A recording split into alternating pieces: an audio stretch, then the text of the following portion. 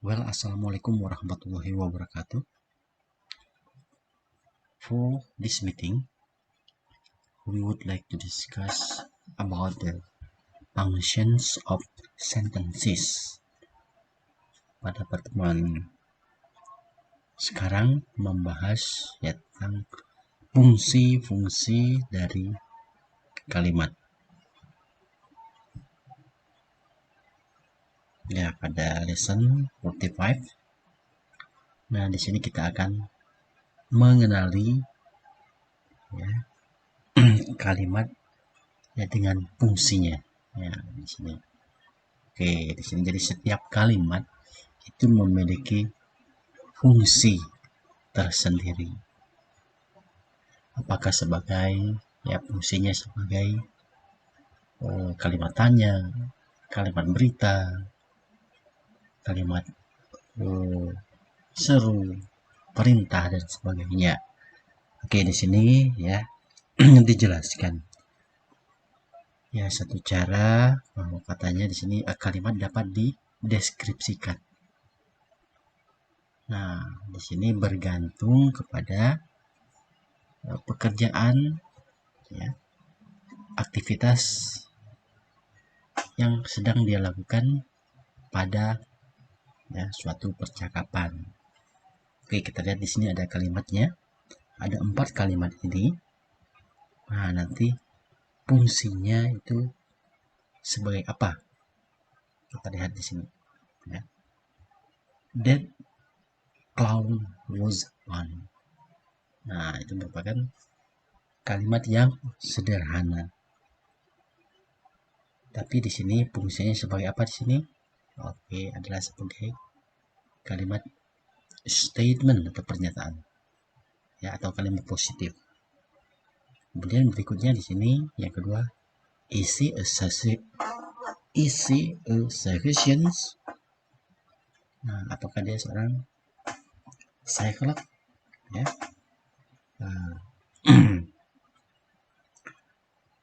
Ahli jiwa.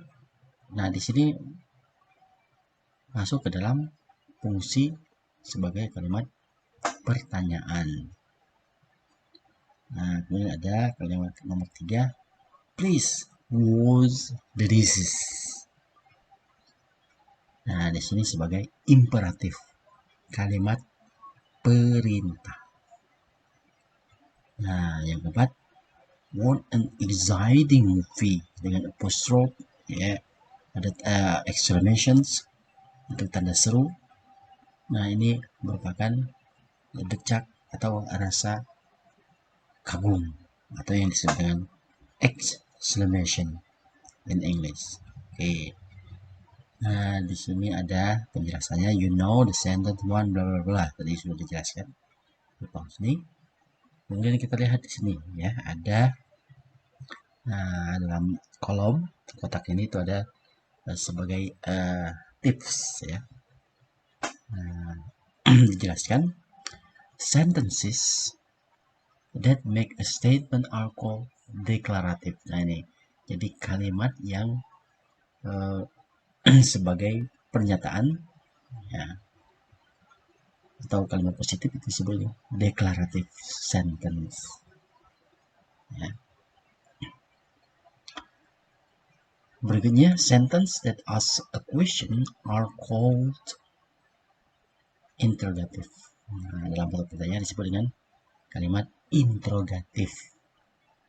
Kemudian, sentence that give a command are called imperative. Ini kalimat yang katanya memberi suatu arahan atau perintah, disebut dengan kalimat imperatif. Nah, kemudian ada sentence that express strong emotion are called exclamation. Nah, di sini kalimat yang mengungkapkan rasa decak kagum, ya, kegembiraan atau sesuatu yang luar biasa, itu disebut dengan exclamation sentence. Jadi sudah contohnya, what an exciting movie, what a lovely day. Nah, dia contoh sebagai exclamation. Nah, di sini ada beberapa contoh. Oke. Dijelaskan Jadi fungsinya di sini ya. Oke, Edward's parents live on a farm. Nah, ini yang disebut dengan deklaratif atau kalimat pernyataan, kalimat positif. Kemudian ini bentuk pertanyaan. Have you accepted the fact that she'll never move? Nah, ya. Bisa nggak kamu terima kenyataan bahwa dia tidak pernah move ya, pindah. Nah, itu kalimat fungsinya sebagai pertanyaan. Kalimat perintah di sini. Don't believe a word she says. Nah, ini memerintahkan. Jangan percayalah apa yang diomongkannya ya. Nah, bisa jadi hoax atau apa. Oke, itu disebut dengan imperatif perintah. Kemudian, that's silly. Nah, exclamation. Wah, misalnya ada that's a silly question. Pertanyaan yang bodoh ya, pertanyaan yang that's silly. Nah, misalnya silly itu hal-hal yang that's silly ya, tidak percaya ya. Kemudian ini ada beberapa latihan. Nanti Anda silakan pada latihan ini Anda identifikasi ya dari kalimat-kalimat tersebut apakah masuk dalam kategori atau fungsi sebagai pernyataan, deklaratif, pertanyaan integratif, perintah imperatif, decak kekaguman atau exclamation. Nah, ini silakan ya. Anda harus mengerjakan pada lembaran ya, words-nya itu diisi. Oke, nah di sini setelah Anda mengisi, ini sebagai tiket nanti untuk daftar kehadiran ya. Jadi akan dilihat latihan Anda sudah diisi atau belum. Ya, ini gampang ya, hanya melihat kalimat dan ini apakah fungsi kalimat tersebut ya sebagai imperatif, interrogatif, deklaratif ya atau exclamations. Nah, ini fungsi dari kalimat. Oke, ya ini contoh-contohnya. Nah, berikutnya ya di sini ada confirms ya di sini. Kita lihat ada demonstrative, the different kind of questions. Nah, di sini berbeda lagi ya.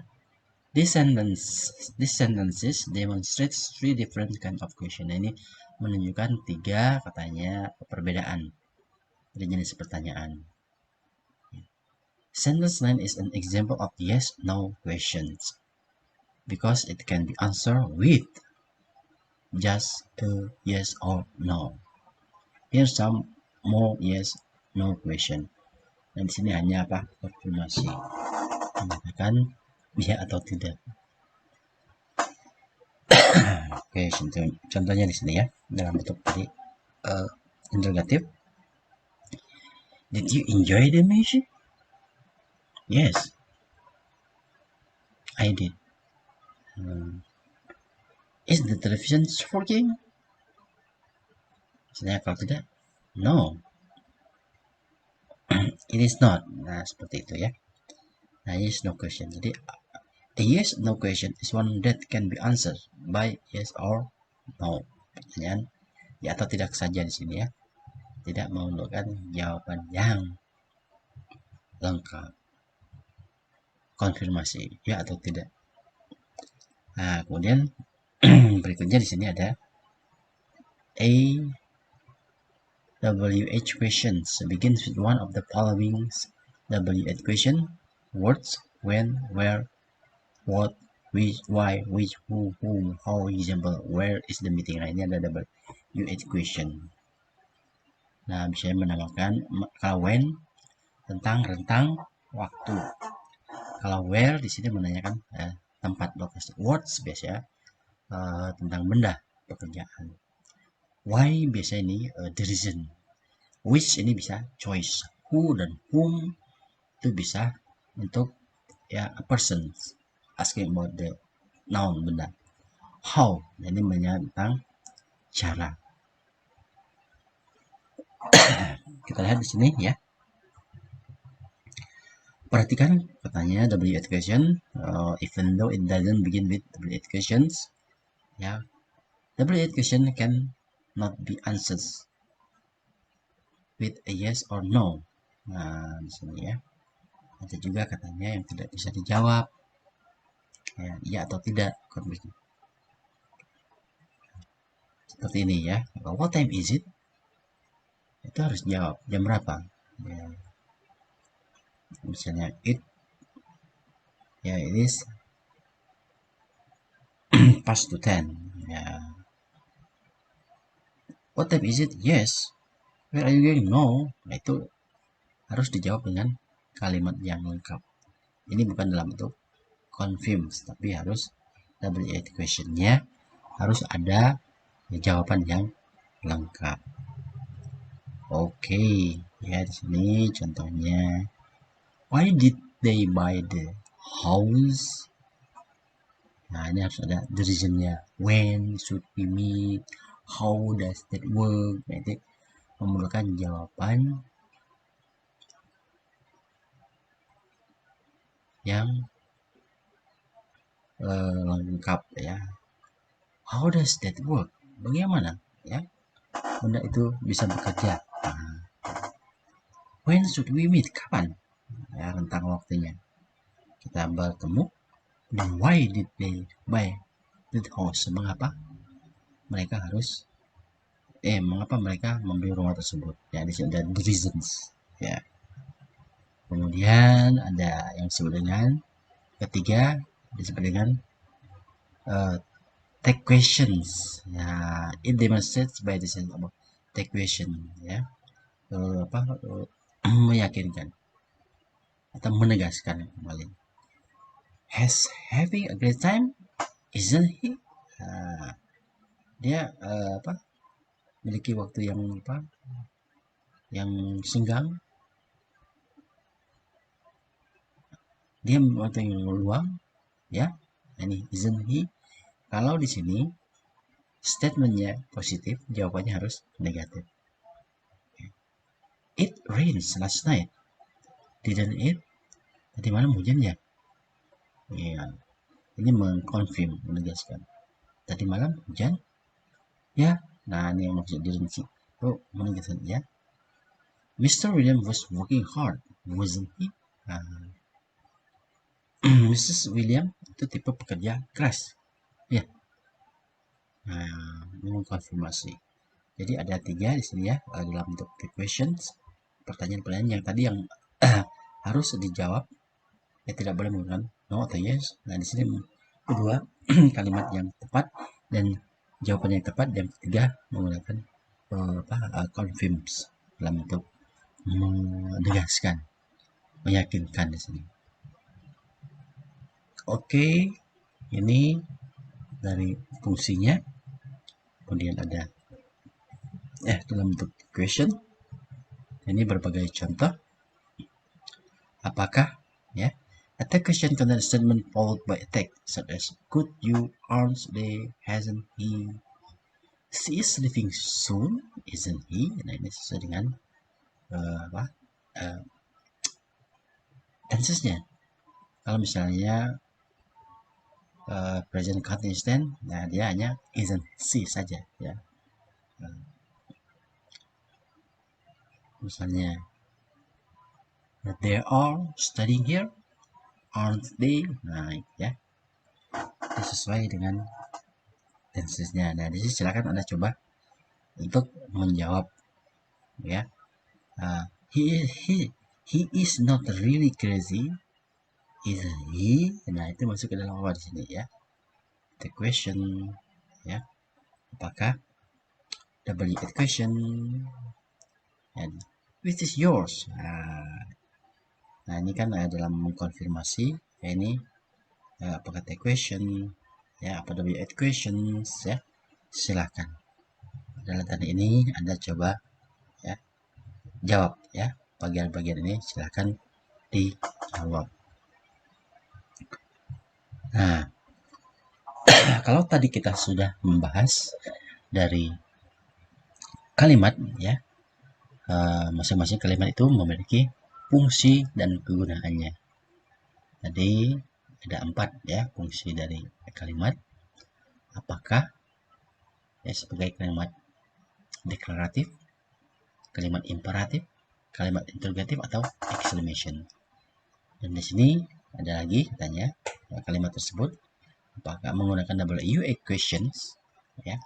Apakah memerlukan jawaban yang lengkap atau hanya mengkonfirmasi, meyakinkan. Jadi kalau misalnya dengan the question, tentunya kalau kalimat positif misalnya ya tadi the student are learning today.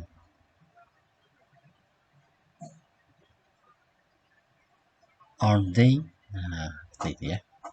Nah, itu dari fungsi. Kemudian, nah ini ada berikutnya ada kombinasi kalimat. Kombinasi kalimat dari simple sentence, kalimat yang sederhana ya. Kemudian nanti menjadi kalimat yang lengkap. Nah, lebih lengkap lagi atau disebut dengan simple sentence, compound sentence, compound complex sentences. Oke, di sini pembahasannya. Most of the sentences we've looked at so far in this book are simple sentences. Semuanya di sini ya kalimat itu sederhana. Ya maksudnya di sini katanya kalimat tersebut dibuat hanya dalam satu kalimat. Namun kalimat-kalimat yang dibuat itu bisa katanya lebih dari satu. Ya tadi ada simple sentence, complex sentence, ya atau compound sentence, complex compound sentence, kalimat yang lebih lengkap. Kita lihat di sini. Pada kalimat pertama, the little boy laughed. Ya, anak kecil itu katanya sedang tertawa. Kemudian ini simple sentence. Ada lagi di sini, ya, ditambahkan dengan penghubung conjunction and. The little boy laughed and the little girl smiled. Nah, tadi yang satu katanya anak laki-laki tertawa, yang satu perempuan katanya tersenyum. Nah, ini simple sentence. Nah, kemudian ada conjunction. Simple sentence ya ditambahkan menjadi compound sentence ya kalimat menjemuk. The little boy laughed and the little girl smiled and their dog ran around the circle. Nah, ini complex compound sentences. Jadi kalimat tersebut ya itu bisa digabungkan dengan kalimat yang lain. Oke, similarly di sini seperti you can see that the sentence two consists of two sentences joined by and. Nah, ini ada kata penghubung. Kemudian kalimat ketiga katanya ada kalimat penghubung. Kemudian masing-masing dibuat lebih lengkap lagi ya kalimatnya. Ya ditambah dengan yang disebut dengan klausa. Jadi katanya kalimat yang pertama hanya satu klausa, kalimat kedua dua klausa, dan kalimat ketiga tiga klausa. Nah ini yang disebut dengan klausa ya. Ini klausa. Karena kalimat pertama itu klausa, satu klausa. Kalimat kedua dua klausa, ditandai dengan kata penghubung atau conjunctions di sini. Kemudian kalimat ketiga itu ada tiga klausa. Kalimat conjunctionnya and, dan kemudian lagi ada ya and lagi ya ditambah dengan their dogs ran around in circles. Nah ini adalah kombinasi ya simple sentence combinations. Nah kita lihat di sini ada tipsnya. Combine to form sentences ya kombinasi bentuk dari kalimat. A clausa must contain at least a noun phrase function as the subject and main verb. Nah, a clausa itu sebuah kalimat itu ya yang dinamakan kalimat paling tidak itu memiliki satu frasa benda yang berfungsi sebagai subjek dan kata kerja utama. Oke, di sini a clausa is a freestanding sentence. Jadi clausa itu katanya sentence, kalimat yang berdiri sendiri atau sebuah kalimat ya dengan kalimat ya sentence atau kalimat ya within a sentence ya dengan sebuah kalimat yang terdiri ada klausa atau sentence yang berisi paling tidak ada subjek dan main verb ya, subjek dan kata kerja. Oke, kita lihat di sini ya contohnya. Kalimat can contain one or more clauses. Nah, ini klausa ya. Klausa itu kalimat ya. That magazine looks interesting. Here are some examples sentences contain only one klausa. Ini yang disebut dengan klausa ya, kalimat atau klausa. The officer followed the rules. She greeted me at the door. Nah, ini yang disebut dengan klausa. Sentence containing only one klausa. Kalimat yang terdiri dari satu klausa. Ini ya. Kemudian ada, perhatikan ya, masing-masing itu memiliki hanya satu subjek dan frasa kata kerja. A sentence that contains only one clause. Nah, di kalimat yang hanya terdiri dari satu klausa, yaitu katanya ada satu subjek, kemudian ada frasa kerja. Itulah yang disebut dengan simple sentence atau kalimat yang sederhana di sini. Are the following simple sentence. Nah, ini ya. On the floor, the extremely tall boy were reading newspaper on the trains. Nah, ini disebut dengan kalimat ya. Tadi syaratnya kalimat itu paling tidak memiliki subjek atau frasa benda dan frasa kata kerja ya. Di sini kita lihat penjelasannya. Nah, dari kalimat tersebut katanya baik subjek dan frasa kata kerja itu yang disebut dengan sama sekali. So these are not sentence at all. Nah, ini bukan kalimat ya. They are just phrases. Nah, apa bedanya kalimat dengan frasa? Nah, kalau kalimat tadi jelas, paling tidak ada subjek dan main verb. John goes to Bali. Nah, itu disebut dengan kalimat ya atau klausa. Sedangkan phrase itu adalah kalimat yang tidak memiliki subjek atau kata benda ya. On the floor. Nah, itu yang disebut dengan frase. Tapi memiliki makna. The extremely tall boy. Wah, anak itu ya jangkung sekali. Nah, itu tidak ada subjek verbnya, tapi kita paham ya, gabungan dari beberapa kalimat yang memiliki arti yang disebut dengan frasa di sini. Oke, ya kita lihat di sini ya. They are just phrases. Nah, semuanya adalah berupa frasa. Jadi frasa itu gabungan dari beberapa kalimat yang memiliki makna. You may recognize. Nah, di sini Anda bisa pahami ya. Pada sentence 7 ya, the preposition phrase. Nah, itu ada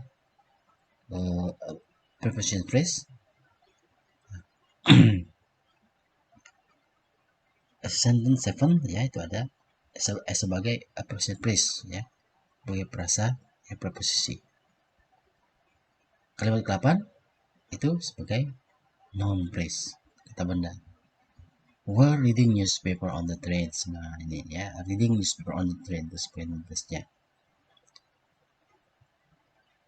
Kemudian yang 9 itu sebagai verb as verb phrase. Nah, kalimat 9 ya.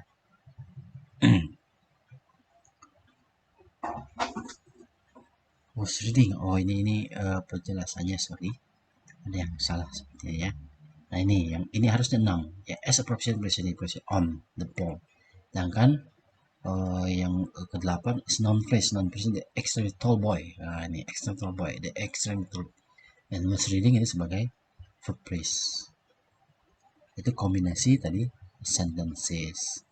Oke, di sini kita lihat, Anda coba perhatikan. They said if each item below is a simple sentence or just phrase, simple walking nearby. Nah, ini phrase ya. Nah, apakah itu simple sentence atau phrase? Nah, ini silakan Anda identifikasi. Oke, latihan tersebut coba Anda ya jawab.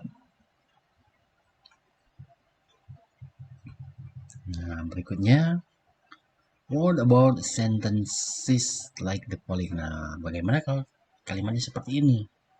The magazine and those books look interesting. The officer and his men followed the rules. She and her husband greeted me at the door. Itu ada underline ya. Underline kalimat yang digaris bawahi itu merupakan a component phrase. Nah, ini adalah yang disebut dengan component phrase. Gabungan ya. Jadi lengkap ya, frase yang lengkap itu ada dengan tadi menggunakan and. Kalau tadi just phrase itu hanya tidak menggunakan conjunction. Nah, di sini yang di garis bawah itu ada disebut dengan component phrase, frasa ya, benda dalam bentuk jamak. Oke, kita lihat di sini katanya yang ditandai atau dianggap sebagai satu subjek. Kemudian ya di sini kalimat-kalimat semua itu adalah kalimat sederhana. Nah, the same thing is true of compound phrase. Kita lihat di sini. Nah, kalau di sini ya, ini component phrase. Nah, di sini garis bawahnya. Kemudian kalau yang berikutnya di sini ada yang dianggap sebagai subjek. The magazine looks and seems interesting. The officer followed the rules and saved the day. She met and greeted me at the door. Nah, yang di garis bawah di sini ini sebagai the same thing is true of the compound phrase. Nah, kita lihat di sini. Yang di garis bawah ini itu disebut dengan verb sentence are compound verb phrase. Ya, ini jelas ya. Ini sebagai compound noun phrase. Kalau di sini kata kerja disebut dengan compound verb phrase. Oke. Ya, itu dari kombinasi kalimat dari kalimat sederhana tadi bisa menjadi kalimat lengkap. Ada satu kalimat bisa menjadi satu klausa ya, klausa atau kalimat. Kemudian ya dari noun phrase dan verb phrase itu bisa menjadi compound ya, compound noun phrase atau compound verb phrase. Nah, jadi dua pembahasan ini, yang pertama fungsi ya dari kalimat itu ada 4 ya fungsinya. Kemudian ada kombinasi dari kalimat ya. Oke, itu pembahasan untuk pertemuan sekarang. Silahkan ya untuk latihan-latihan yang ada pada ya materi ini, silahkan Anda isi. Nah, ini sebagai ya one ticket of your attendance list. Waktunya diberikan ya untuk pengumpulannya sampai besok siang, yaitu hari Sabtu ya, Sabtu jam 12.00. Nah, jangan lupa Anda nanti tulis namanya di atas, nama PM, ya. Nah, ini sebagai one ticket of your attendance. Okay, thank you very much for listening, understanding my explanation. I wish that you can understand my simple explanation.